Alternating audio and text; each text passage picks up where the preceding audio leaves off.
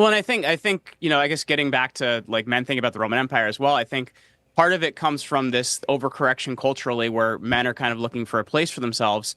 And then the bigger thing that's happened for me in a lot of these conversations I've been having over the last year is I think if you look at economically and politically, history doesn't repeat, but in a lot of ways it rhymes as well. So if you want to look at a lot of the problems we have here in America, I like to say a lot of what's happening right now, we're actually experiencing parts of the fall of the Roman Republic and parts of the fall of the Roman Empire at the same time. And I guess just to kind of lay the groundwork on that, Rome is founded in 753 BC as a kingdom.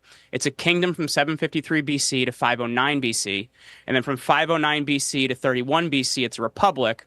And then from 31 BC to 476 AD in the West, it's an empire. So it's like three eras in time. Oh, shit.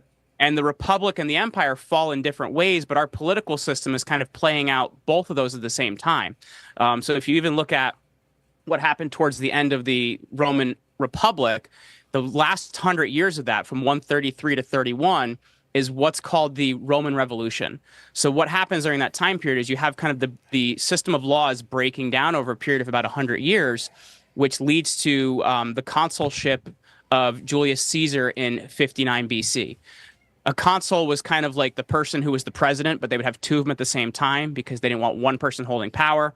And in 59 BC, Caesar holds that office for a year along with a guy named Marcus Biblius. And after that, he spends 9 years in Gaul campaigning. And then he wants to come back to Rome. And his enemies are like, well, in that 1 year you spent as consul and the 9 years you spent as Gaul, we've decided you committed crimes. And if you want to come back to Rome, you're going to have to answer for those crimes. So he decides he wants to be consul again, because if you held that political position, they couldn't prosecute you for anything. So then they call his bluff and he comes back into the city. And that's where the whole idea of crossing the Rubicon comes from, is he has 10 legions with them. He leaves 9 of them at the river, crosses the river with one, and his enemies actually flee the city. So he really doesn't have much to deal with. So the Republic kind of falls in a very political fashion. Whoa. But if you want to look at how the empire falls very differently. There's two things that cause the empire to fall, and it really starts coming to a head in the late 3rd century. So that's the 200s AD. And when you're looking at that, there's two things really killing it. And that's out of control immigration and hyperinflation. By 284 AD, they have 15,000% inflation.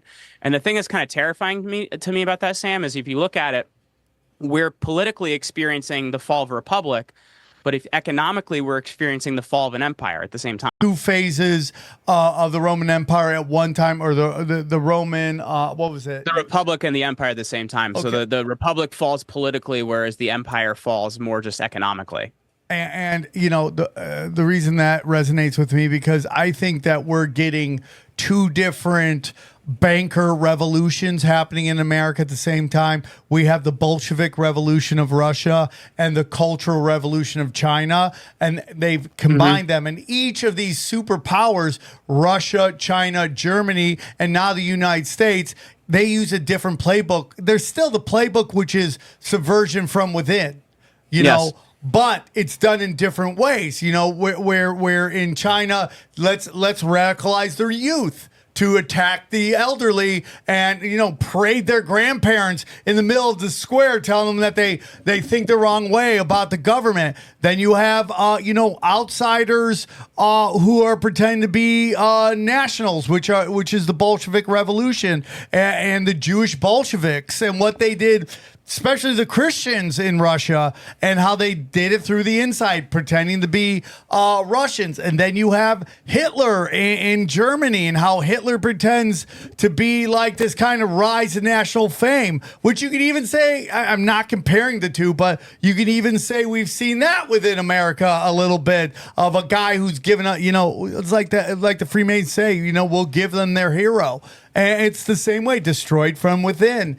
And that's I've talked to Charlie Robinson about this too, because I think if you look at it, often people want to say, like, this, and you can find anything you want on Rumble or YouTube or whatever, where people are like, oh, it's this group that did it, or it's that group that did it. And I think what we're seeing is a lot of different types of things happening at the same time, and they'll kind of do whatever they're going to do, and at the end they'll fight for who's in control between them, right? Like, I think there's a bunch of different groups kind of doing their own thing, like hitting on the Maoist side of things. I don't think enough people are talking about that, right? Like, if you look at James Lindsay has been talking about this a lot with, if you look at how the Cultural Revolution in China functioned versus what we're seeing here in America, Mao had black groups and red groups. You wanted to be a good red communist group. You didn't want to be a black identity because that was something you did not want to be.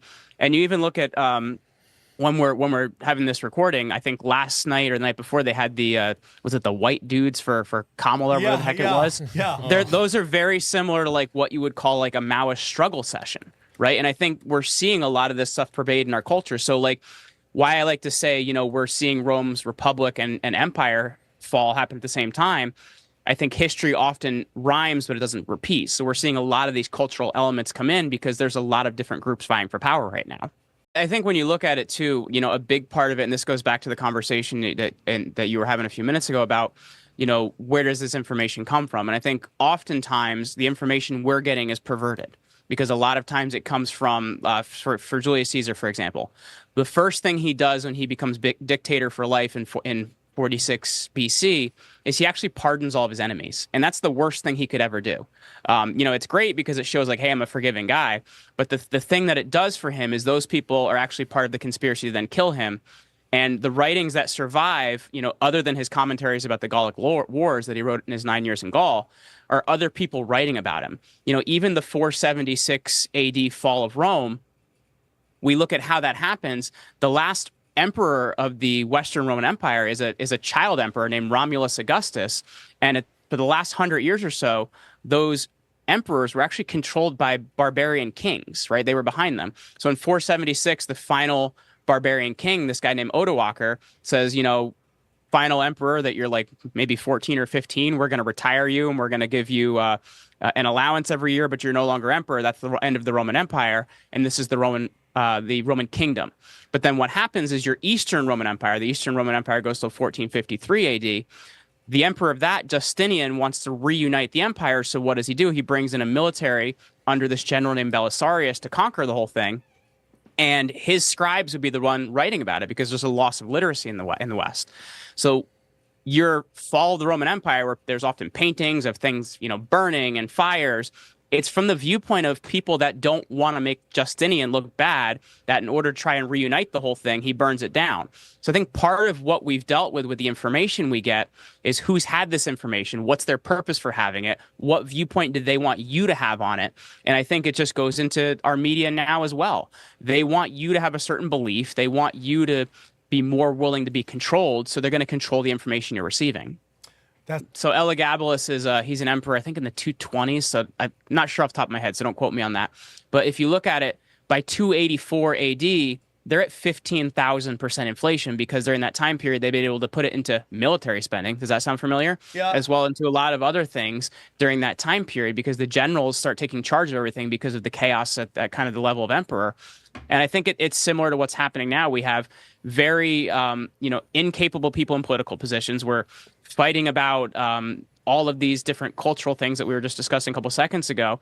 And in the background, we're funding a war in Israel. We're funding a war in Ukraine. We're very soon going to be funding a war in Taiwan. So at the same time, they're jacking up spending while we're all kind of chasing the white rabbit.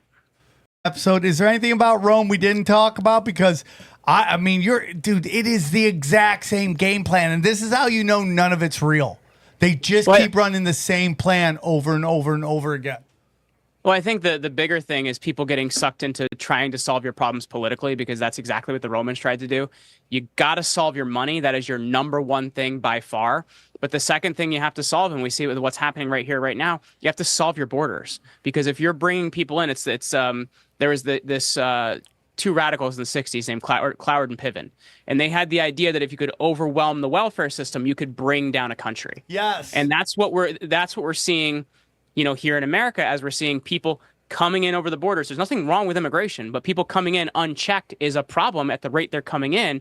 So you're having your money is going down. Your money's now going into new social programs for all these new people coming in. That's a recipe for disaster. So unless you solve your currency, which I'm not the expert at this. You probably want to talk to somebody like Charlie Robinson or Tony Arterburn or somebody like that. We need to get back on a solid currency is a big part of it. It's going to be bumpy for a while, even if we do that. It's not going to be perfect because we've been over our skis for such a long time. but you have to solve your border problem and you have to solve your money problem, or your empire is toast, man. That's what it comes down to.